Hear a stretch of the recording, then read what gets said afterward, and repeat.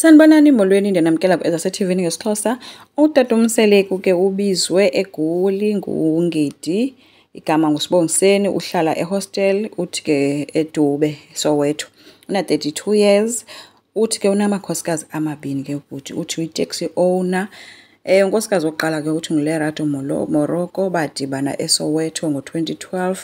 uLerato ke una-31. Banabantwana abayi-2 bobayi-2. Uthi ke uLerato ngumntu onobubele, ngumuntu okwaziyo ukunceda abanye abantu. Bahlala bobabini ke ehostel but abantwana babo bahlala ezilalini. uLerato ke uthi usafunda ke e-UJ. Uthi ke ubhuti wagula kakhulu phambi kwakhe kwade kwafika apho kufuneka athathe unkosikazi wesibini for iwele lakhe. Uthi kwakubuhlungu ke ethatha lo mfazi kodwa ke wade wabe uyaqhela wamkela. uNgidi ke uthi waxelwa ngumuntu ohlolayo uba iwele lakhe liyakhalaza libuza owalo unkosikazi. Yile nto ke wamthathayo ke unkosikazi wesibini. Unkosikazi wesibini ke igama lakhe nguSanelisiwe wakwaZindela. Una-26 years, uhlala eHillbrow. Uthi ke uNgidi unkosikazi wakhe uyi-patrol officer. Abafazi ke badibene ke behamba noNgidi bobabini. Bathi ke bona bayavana kakhulu.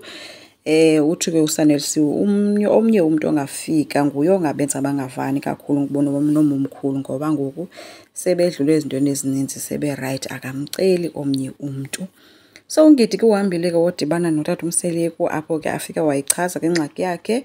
uMseleku besithi wothuswa yinto yoba kanti lo mfo unamakhosikazi amabini, utheni lizofuna uzocelelwa nguye. Wabe sesitsho ke into yoba isizathu sakhe kukuba umama omncinci wakhe uhlala yedwa. Utata omncinci wakhe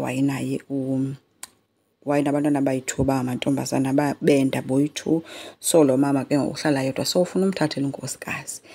Owesibini unkosikazi wabe sechaza ke isizathu soba mthathele uba yena babezi-triplets, i-girl nee-boys eziyi-2. So umfana wasweleka, nguye ke lo wamthathela unkosikazi wesibini. So ke uthi ke ngoku lo amfunayo ke nguMadlamini, umfunela ke kwatamnci wakhe.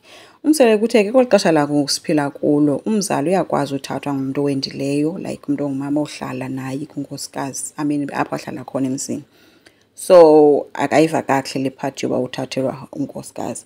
uNgidi uthe ke uke wancokola nomama omncinci wakhe wathi ngeke akwazi ukushiya umzi wendoda yakhe, into ethi ke ingcwaba alishiywa lodwa. So kulapho kuthi uMseleku ke hayi ke ihlukile ke ngoxa kuthethwa ngento enengcwaba phakathi. Uthe ke ngoba ungumntu onaba bantu babini ke uNgidi bazomohlula, that's why ecele uMseleku uba makayeze azomthethela, abe nomthethelela azoba naye kula makhosikazi akhe. So unkosikazi ke lo wesithathu afuna umthatha, igama lakhe nguAndile, una-21 years, Andile wakwaDlamini. Uthi ke untontombi ukhule kanzima kakhulu, uyafunda ke ngowaseMtuba. Uyayazi indoda uba itshatile futhi. Uthi utatakhe wasweleka sese-primary. So uNgidi akho nto angamenzeli yona, uyayivala indawo katata wakhe ngoba umama wakhe akasebenzi. So uNgidi kulo mntana ufana noba ungutata, umenzela everything, that's why engena kulo mtshato. Tatakhe ke uthi wayenaso ke isithembu and bona babevana oomama babo, that's why yena evuma ukuza kule nto isisithembu. Xa ebuzwa ke yonke le mibuzo kuMseleku uthe no, u-ready for everything. So uMseleku uhambile ke emshiya kuMadlamini ehamba noNgidi ukuya ebafazini bakhe. Wafika ke wasibeka isizathu ke uNgidi soba eze notata uMseleku apho uba ufuna omnye unkosikazi. And ke ngeyichaza into ethi umntu sekhona vele and it's been 2 years ekhona. Igama lakhe nguAndile ngowakwaDlamini.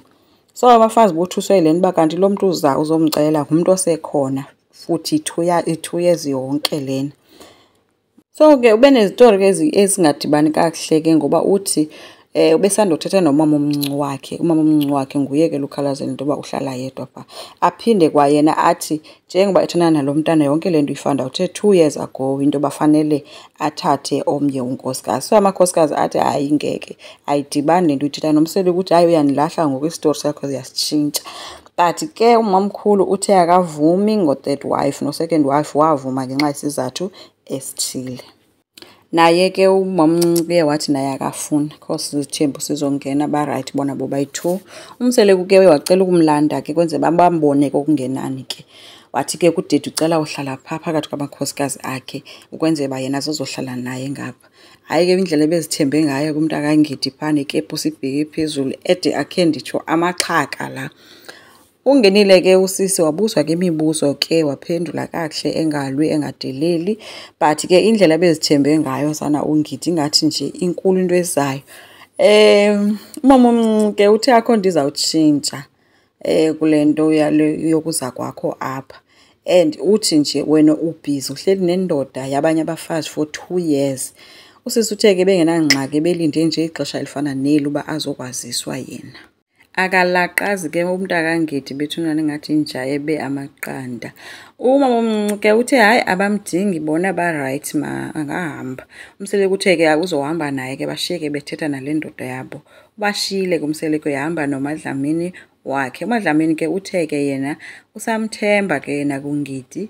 uNgidi ke washiyeka ethetha namakhosikazi wakhe ke sithi hayi uyaxolisa ngayo yonke lento, kodwa ke uyacela bazame ukulungisa lento ngoba uyamdinga lo muntu ayongena pha ekhayeni. Umamkhulu uthe ke umama omncinci lo ofikileyo wawuthe akekho ozolandela. So kwenzeka ntoni ngoku? Bathe ke asivumi. uMadlamini uthe akamthembi kwayena uNgidi ngoba akazigcini izithembiso zakhe.